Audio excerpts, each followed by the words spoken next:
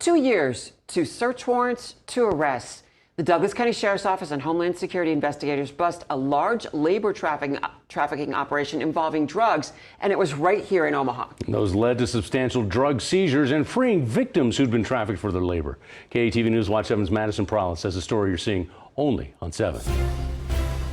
What started as a Douglas County Special Operations Group in plain clothes looking into drugs in 2023 led to a multi-year investigation which led to an arrest in connection with a larger scale organization.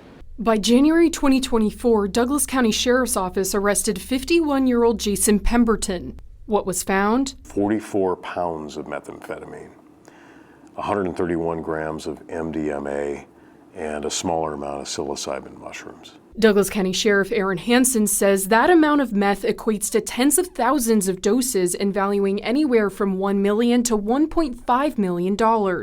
It is a significant seizure on the part of the DCSO Special Operations Group. Investigators didn't stop there. They wanted to continue to work up the food chain. By May 2025, investigators say they found Pemberton's supplier. Miguel Salazar Zuniga had direct connections with a Mexican drug trafficking cartel from Mexico. Law enforcement executed yet another search warrant at Salazar Zuniga's suspected operations house near 34th and Fort. To their surprise, that search warrant revealed not only a drug trafficking organization, but also a human trafficking organization. 10 people were rescued right here in this home.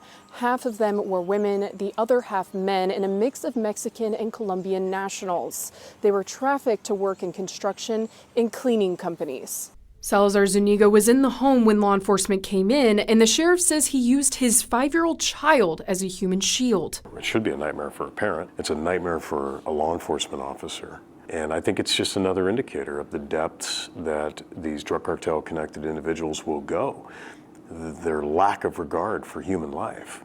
In a matter of minutes, Zuniga surrendered himself to law enforcement, and Hansen says the child was safely returned to his mother.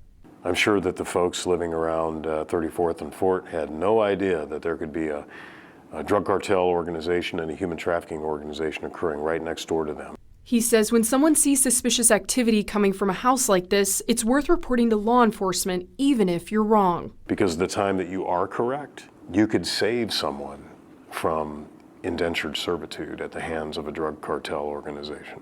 Hansen says things to look out for in homes like this one is movement. Out-of-state cars coming in and out at strange hours, individuals not socializing with their neighbors, or people constantly moving in and moving out. Those things are not normal, especially in a residential neighborhood like this.